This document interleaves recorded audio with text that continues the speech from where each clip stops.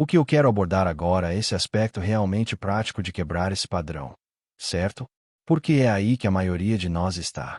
Temos aquela conversa interna negativa, a mentalidade de vítima, o pensamento de estou ocupado, tenho muita coisa para fazer, estou sobrecarregado, estou ansioso. Colocamos a culpa no colega de trabalho, no parceiro. Essa é a realidade da maioria das pessoas hoje. Então, como quebramos esse padrão de uma forma que realmente faça diferença e seja fácil o suficiente como ponto de partida? Já disseram que você deveria meditar por 20 minutos por dia, a menos que esteja muito ocupado. Nesse caso, deveria meditar por 1 hora. Eu adoro essa ideia. Aliás, é por isso que eu medito 2 horas por dia. A informação é o que abre essa porta. Se você acredita, mesmo que apenas teoricamente, que seus pensamentos moldam seu futuro, e que pensa entre 60 e 70 mil pensamentos por dia, sendo que 90% deles são os mesmos do dia anterior, então sua vida não vai mudar muito enquanto você continuar pensando da mesma forma. Esses mesmos pensamentos levam às mesmas escolhas, que levam aos mesmos comportamentos, que criam as mesmas experiências. E essas experiências geram as mesmas emoções, que reforçam os pensamentos. Nosso cérebro, nossa química, nossos hormônios e até a expressão dos nossos genes se tornam um reflexo de como pensamos, agimos e sentimos. E isso define nossa personalidade. A personalidade que você tem hoje criou a realidade pessoal que você vive. Então, se você quer mudar sua vida, precisa mudar sua personalidade. Isso significa que você deve começar a observar seus pensamentos e mudá-los, tornar-se consciente das suas ações e hábitos inconscientes e modificá-los.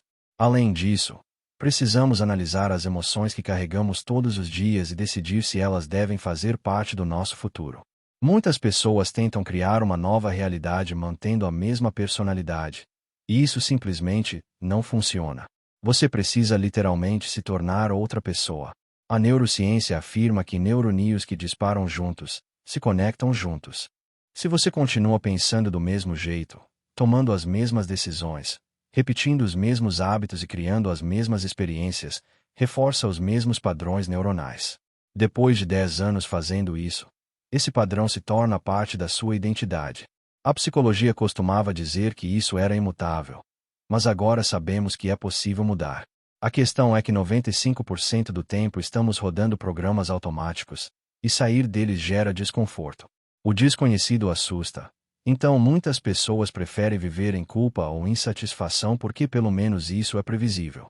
Quando alguém entende esse processo, pode perceber que muitas das suas reações atuais vêm de um evento ocorrido há 35 anos. Por exemplo, quanto mais forte a emoção ligada a um evento passado, mais o cérebro foca nessa experiência e a registra como uma memória fixa. Mas não é a memória que nos prende ao passado, são as emoções associadas a ela. Então, em vez de tentar apagar a memória, devemos superar a emoção.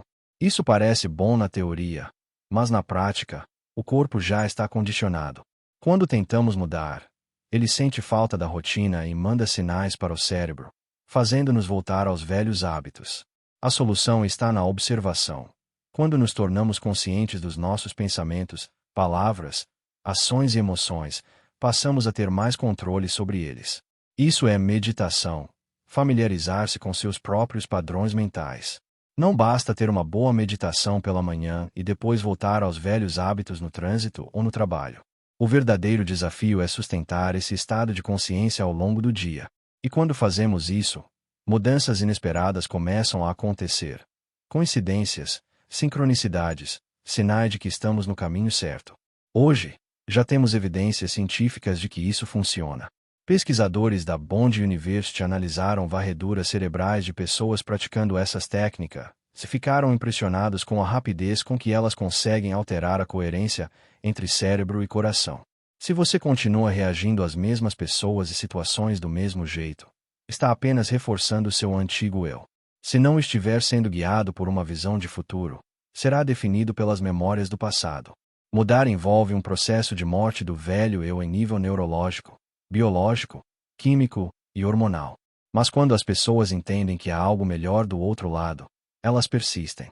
Não importa sua idade, sua saúde, seu peso, seu passado turbulento ou se você nunca meditou antes. Algumas das melhores transformações vêm de iniciantes que simplesmente seguem as instruções sem expectativas. Quando nos reunimos em eventos com centenas ou milhares de pessoas, vemos esse processo acontecer coletivamente.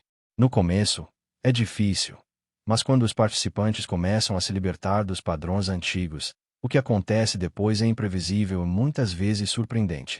Dizem que mudamos quando a dor de continuar igual se torna maior que a dor da mudança. Então, até que ponto a situação precisa piorar para que decidamos mudar? Por que nos apegamos tanto ao velho eu, mesmo sabendo que ele não nos faz bem? Segurança, familiaridade, condicionamento. Fomos hipnotizados a acreditar que a realidade se define pelos sentidos, mas essa é uma das maiores ilusões. A verdadeira questão é: você consegue acreditar em um futuro que ainda não pode ver ou tocar, mas que já criou em sua mente? Repetindo isso na sua mente vezes suficientes, seu cérebro literalmente muda para parecer que o evento já aconteceu. Agora, as pesquisas mais recentes sobre plasticidade dizem que isso é absolutamente possível. E você pode selecionar uma nova possibilidade no campo quântico e começar a abraçar emocionalmente esse futuro todos os dias, a tal ponto que seu corpo, comumente inconsciente, não sabe a diferença entre a experiência real que cria a emoção e a emoção que você fabrica apenas com o pensamento. A partir disso, você começa a ativar novos genes e a mudar seu corpo para parecer que a experiência já aconteceu. Sim, a pesquisa mais recente em epigenética confirma que isso é absolutamente possível. Agora, pense nisso. Instalar os circuitos todos os dias, condicionar o corpo na emoção do futuro, de modo que seu corpo comece a mudar para parecer que já aconteceu. E é aí que começa a diversão, porque agora você não precisa mais ir atrás disso. Isso começa a vir até você. Você se torna o vórtice ou o ímã do seu destino. Então, algumas pessoas saem da meditação e dizem: bem, eu me concentrei na minha riqueza, porque ela ainda não está aqui. Se você está perguntando isso, significa que ainda não aprendeu direito. Se estiver perguntando, por que não está aqui? Você voltou a ser a pessoa do passado. Permaneça nesse estado por um período prolongado, como um experimento, como um cientista da sua própria vida, mantendo sua energia conectada ao sonho do seu futuro. E então observe os efeitos começarem a acontecer, sem cair na impaciência, sem frustração, sem analisar o motivo pelo qual ainda não aconteceu ou quando vai acontecer. Esse é o erro de definir a realidade com seus sentidos. Se você pensa no seu futuro e não o vê, sente separação. Mas as pessoas que praticam esse trabalho pensam no futuro e sentem a emoção dele, permanecendo conectadas a ele. Isso exige prática. É como acertar uma bola de golfe, jogar tênis, dançar salsa ou fazer crochê. No início, você precisa estar consciente e aprender. Depois, você melhora e se torna algo natural e divertido. E é isso que eu desejo para todos: que o ato da criação seja um processo prazeroso, livre e espontâneo. Adoro a ideia de as pessoas tirarem um tempo para provar a si mesmas que, se são definidas pela visão do futuro, então não estão vivendo pelos traumas do passado. E é nesse espaço que o desconhecido existe. Para muitas pessoas, o desconhecido é assustador, porque estão acostumadas a ver o futuro apenas com evidências concretas. Mas você precisa superar isso e permanecer no desconhecido, suportando o desconforto. E, nesse momento, deve começar a se autorregular. Oh, estou começando a sentir um pouco de ansiedade. Estou começando a sentir frustração. Esse é o momento crucial em que seu corpo quer voltar ao passado, pois as emoções são registros do passado. Ou então você volta para a rotina antiga. Mas se perceber isso, é uma vitória. E, se continuar se percebendo, essas vitórias se acumulam. Não se trata apenas de riqueza, saúde, liberdade ou um novo relacionamento, mas sim de quem você se torna. Superar o antigo eu nos permite nos transformar em alguém novo.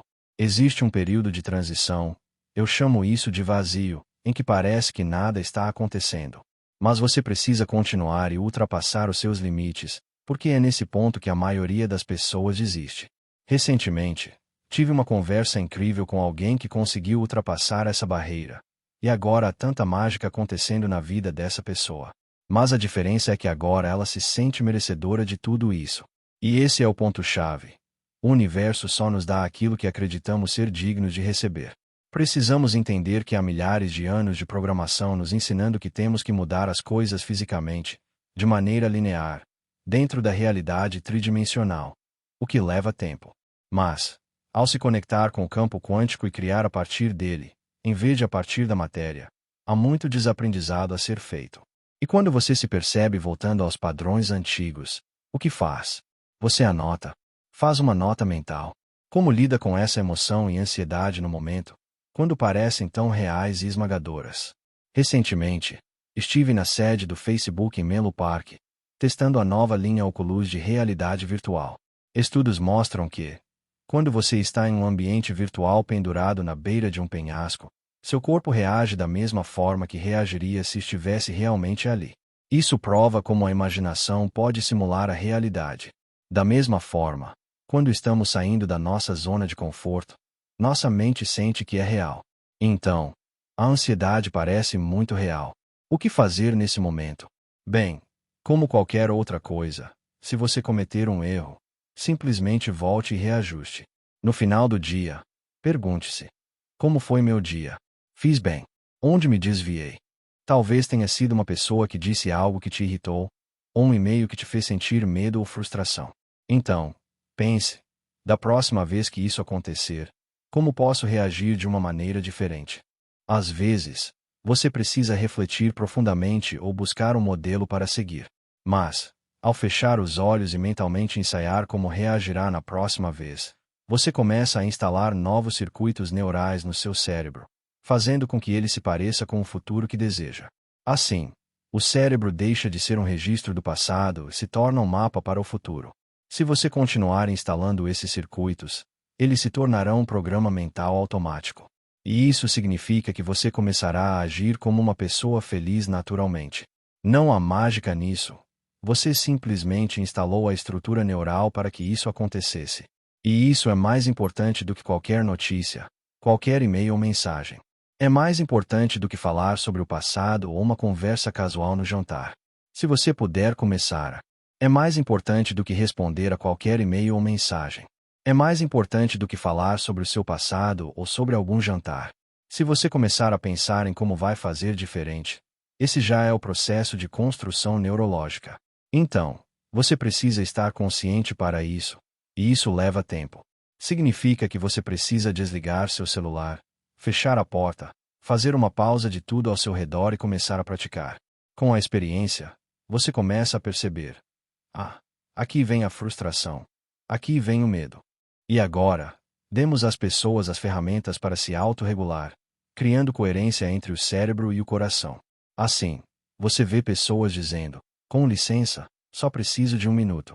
Elas respiram fundo, voltam ao centro, se reconectam com a energia do seu futuro, e percebem que o que está acontecendo agora é insignificante comparado a onde estão indo.